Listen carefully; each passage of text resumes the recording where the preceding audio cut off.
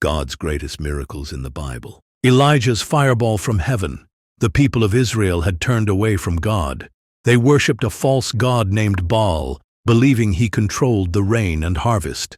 But Elijah, a lone prophet of the Lord, challenged them to a duel of the gods. They both set up altars and placed a sacrifice on it, and whoever's altar lit up with fire was the real God. So the prophets of Baal prayed, screamed, danced wildly, calling on their God from morning until evening.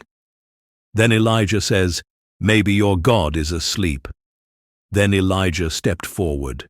He drenched his altar in water, not once, but 3 times, until everything was soaked. Then he prayed, "O Lord, let them know today that you are the true God." Suddenly a fireball exploded from the sky, consuming everything, the sacrifice, the wood, even the water. The people fell to their knees in shock, crying, "The Lord, He is God! The Lord, He is God!" Daniel in the lion's den. Daniel was a man of influence and wisdom, beloved by the king. But his success made others jealous. They tricked the king into signing a law. Anyone who prays to any god except the king must be thrown into the lion's den. They thought they had trapped Daniel, but they were wrong. That evening Daniel opened his windows, knelt down and prayed, just like always. The jealous officials saw him and reported him immediately. The king was heartbroken. He respected Daniel but couldn't break his own law. With a heavy heart, he ordered Daniel to be thrown into a pit of starving lions. That night, the king couldn't sleep. At sunrise, he rushed to the den and shouted, "Daniel, has your God saved you?" Then a voice echoed from the darkness. "O king, my God sent an angel to shut the lions' mouths. I am unharmed." The king was overjoyed. Daniel was lifted out without a scratch, and his enemies?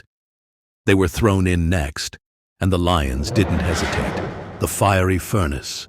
King Nebuchadnezzar commanded everyone in Babylon to bow to a 90-foot golden statue. Those who refused would be thrown into a furnace so hot it could melt iron. But Shadrach, Meshach, and Abednego refused. "We will never worship your idol. Our God can save us.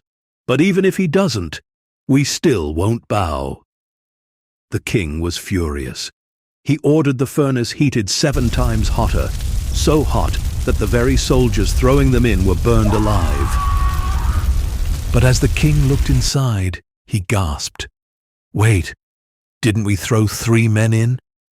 "Yes, my king." "Then why do I see 4, and the 4th looks like a god?" The king called them out, and they walked out completely unharmed, not a single burn, not even the smell of smoke.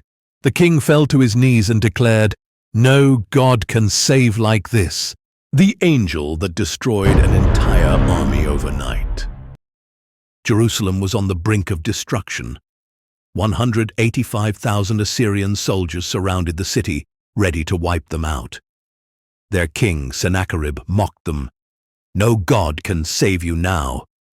But King Hezekiah didn't panic. He went into the temple and prayed, "O Lord, save us, so the world may know that you alone are God." That night, while the Assyrians slept peacefully, God sent a single angel. By sunrise, 185,000 soldiers lay dead on the floor. Sennacherib, he ran back home in terror, only to be assassinated by his own sons. Jerusalem never had to lift a finger. God fought for them. Bread that fell from the sky. The Israelites had escaped Egypt, but now they faced a new challenge: survival. The desert was dry, barren. They had no food. They cried out and were pissed off. Did God bring us here just to die? But the next morning, something miraculous happened. The ground was covered in thin white flakes. The people looked at Moses and asked, "What is this?" Moses smiled. "This is the bread God has given you." They gathered the flakes, tasted them, and it was sweet like honey. Every morning for 40 years, fresh manna appeared, just enough for each day. Even in the wilderness, God never abandoned them. fire from the sky, a man surviving a den of lions, an entire army wiped out in one night. These weren't just miracles. They were proof that nothing is impossible for God.